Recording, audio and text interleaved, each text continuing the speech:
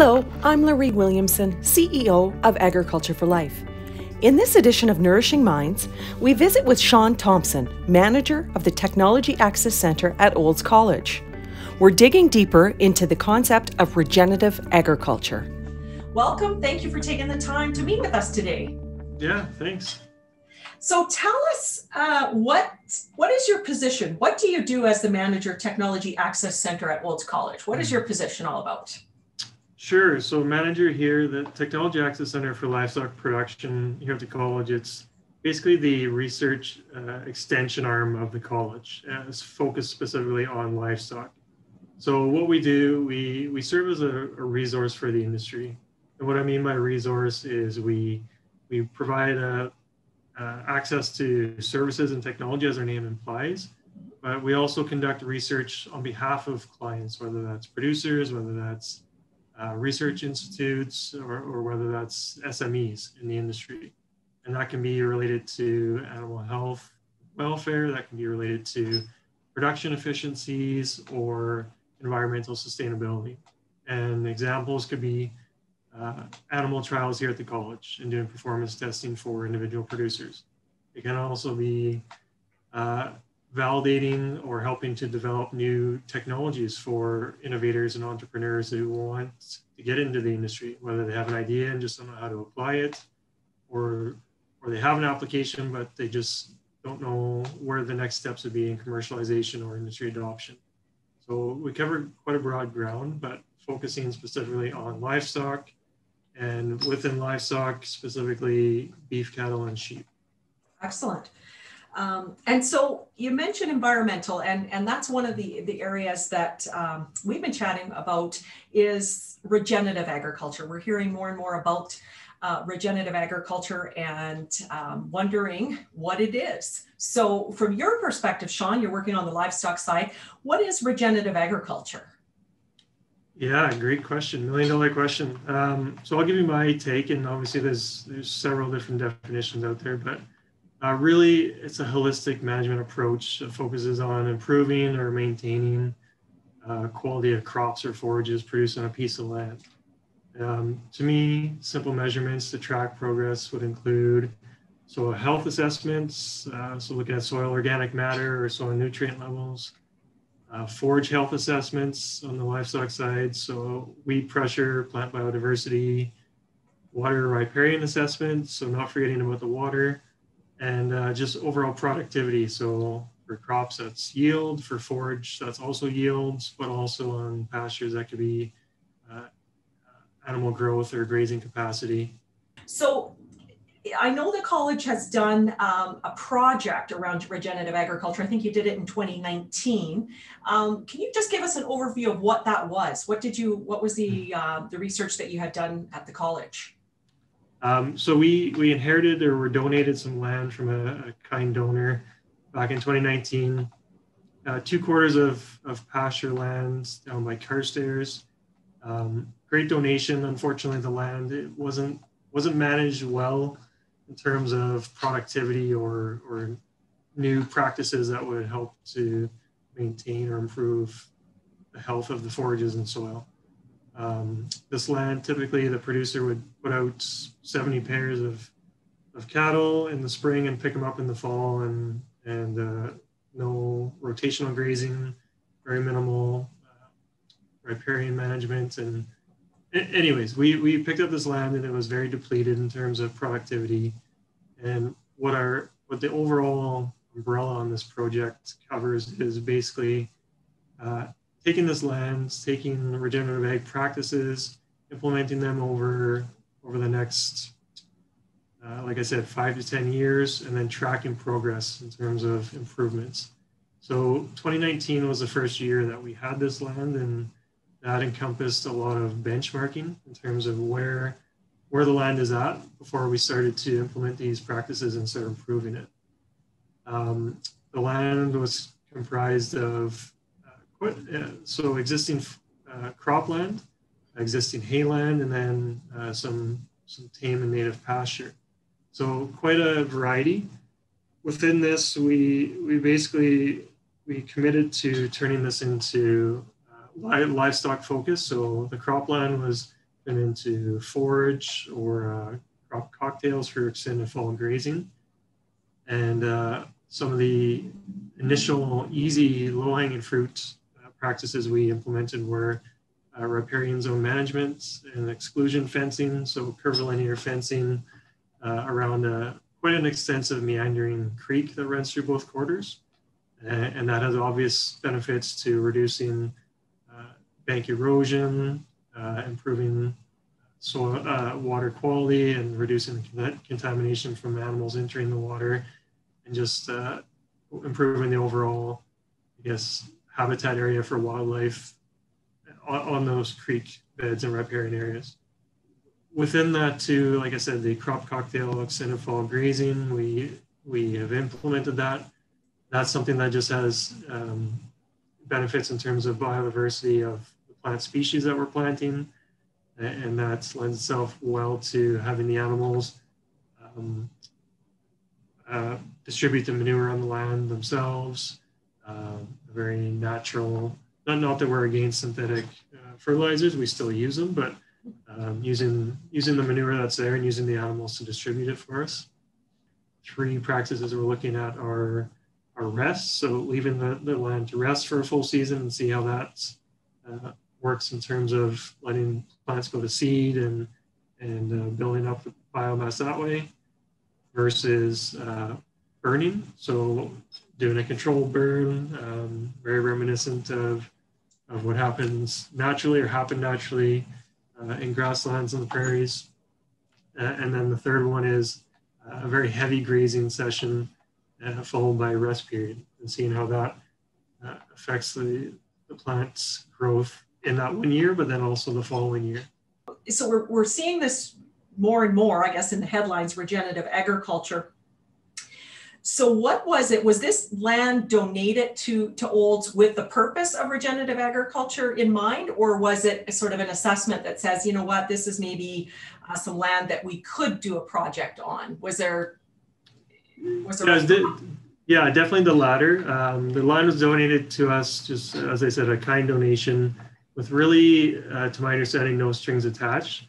Just with our increasing research on the forage and livestock side and knowing the status of this land to begin with, it just seemed like the perfect fit to basically have these 2 quarters as our sandbox to play in, I guess, if you want to use that term.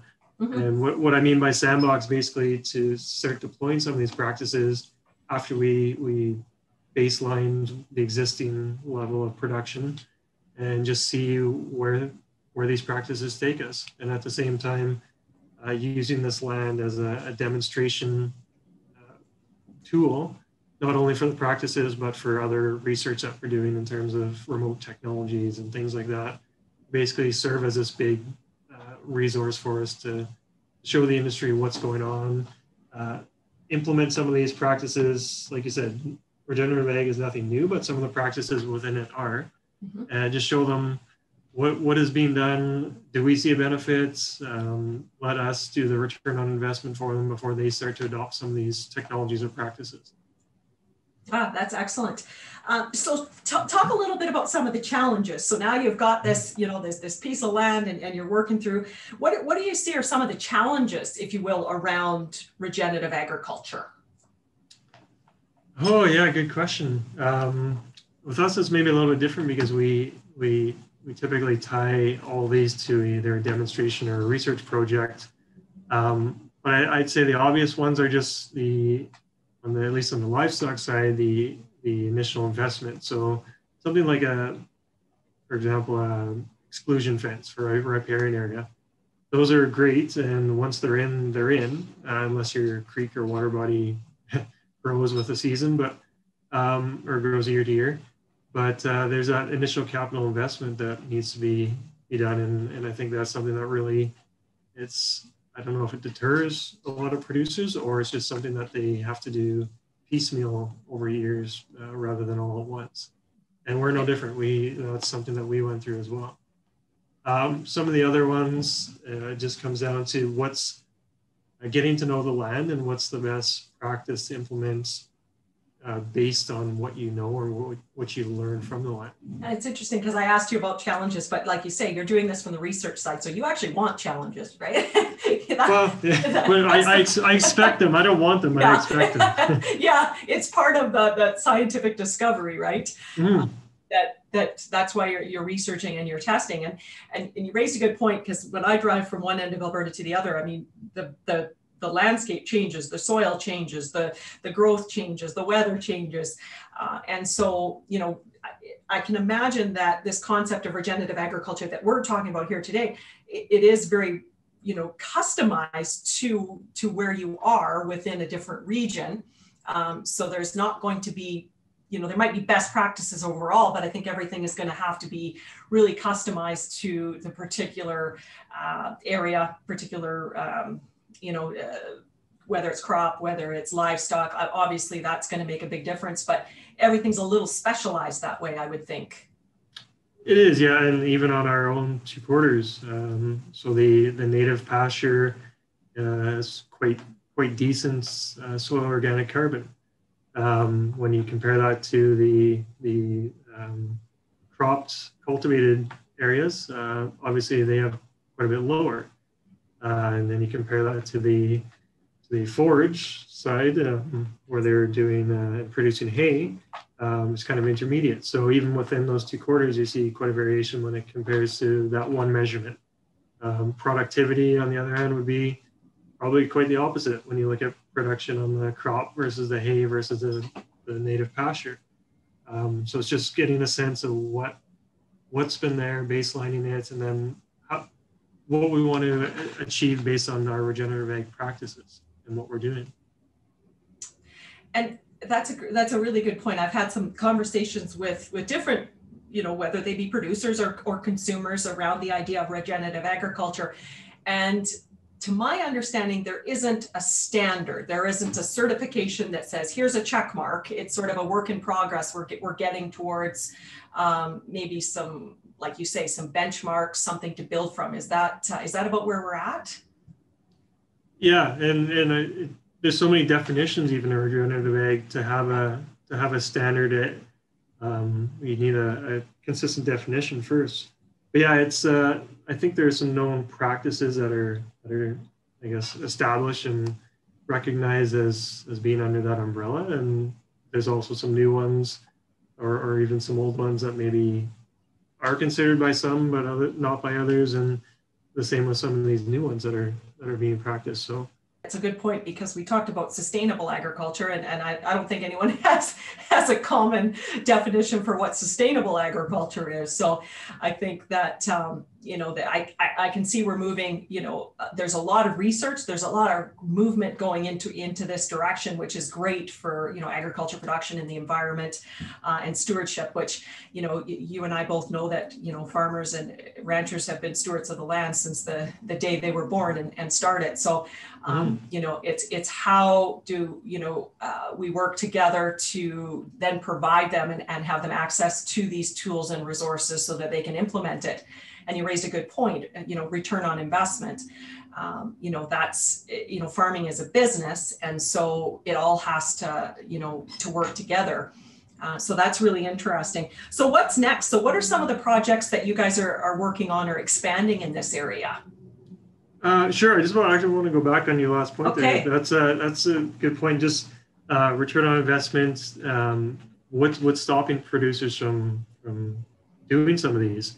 I think the big one is costs. Like I said, a lot of them, whether it's a exclusion fence, whether it's a rest period per year, like taking a piece of land out of production, a lot of these come with big costs. And I think that's the main holdup for a lot of these practices.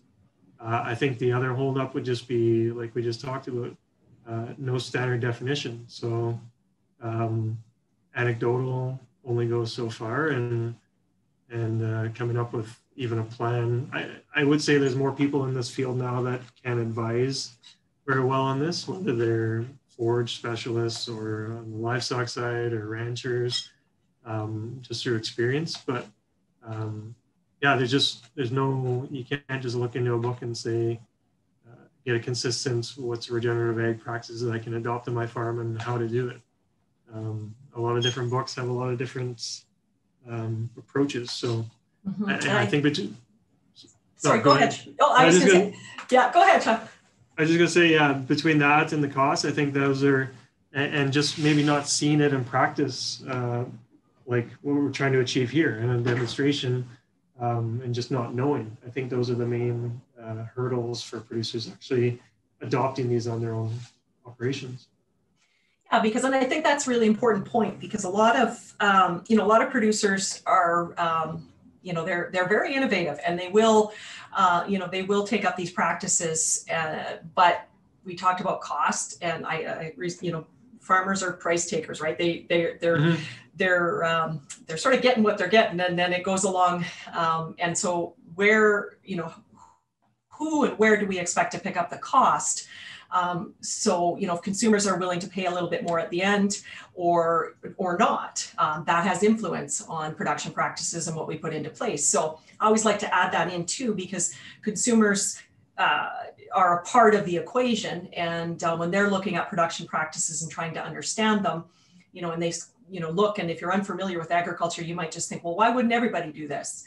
Well, everybody would do it, but there's costs and there's time and, everything that goes into it. So, I always like to reiterate the fact that, agriculture and producers are they are innovative, and they're always looking for ways to improve. And so, there's that balance, right? So it's kind of interesting. So thanks for adding that point. And so back to what you guys are working on then. What's there's some expansion plans around this, or what are some of the projects that you've got on the go? Yeah, so I think we'll continue on what we're doing, and just, again, continue to monitor progress over the next few years. At the same time, there's some, as I was mentioning, some new practices, especially on the native regeneration and native pasture regeneration, that we want to look at. As well, we've applied for funding to do some very small kind of micro grazing studies, focused specifically on regenerative ag. So looking at grazing practices, looking at stocking rates, and doing a very detailed evaluation of the above ground, so your biomass, but also below ground, and looking at the soil and how that changes based on these practices. And so those are specifically on those 2 quarters of land down at Carstairs that we have, but now we're looking at implementing some of these practices here at land closer to campus. I guess we're kind of hypocrites. The college has not really done a lot in terms of our, for example, forage or pasture lands here. Very reminiscent of and reflective of the industry and your very slow rotations, where we're saying, well, why can't we be doing this here? Just because it's not what we've done the past 15 to 20 years. So turning over land, how we transition pasture into cropland and back into hay, and just not only how we do it, but then tracking the changes in soil health and soil carbon and plant production and all those other measurements that we are doing down at our other location. Well, it's awesome, because you're doing the research and then actually executing and implementing it. So you're learning as you go, which is fantastic. And then being able to share that with a broader agriculture community as you start to see, and you're deploying your practices, as you say, you'll get to see more of the results, and then be able to share that with the broader agriculture community. So that's fantastic. So now, if someone was interested, someone's listening and they're like, I'd like to learn more. Do you have a little bit about your regenerative agriculture project on the Olds College website, or where could they learn a little bit more? Yeah, exactly. So we've just done some work in updating our website, and one of the major focuses obviously is the regenerative ag project. So go to oldscollege.ca and just follow the links to the research, either the Smart Farm or the Olds College Center of Innovation. Any one of those 2 links you can easily find some more information on this.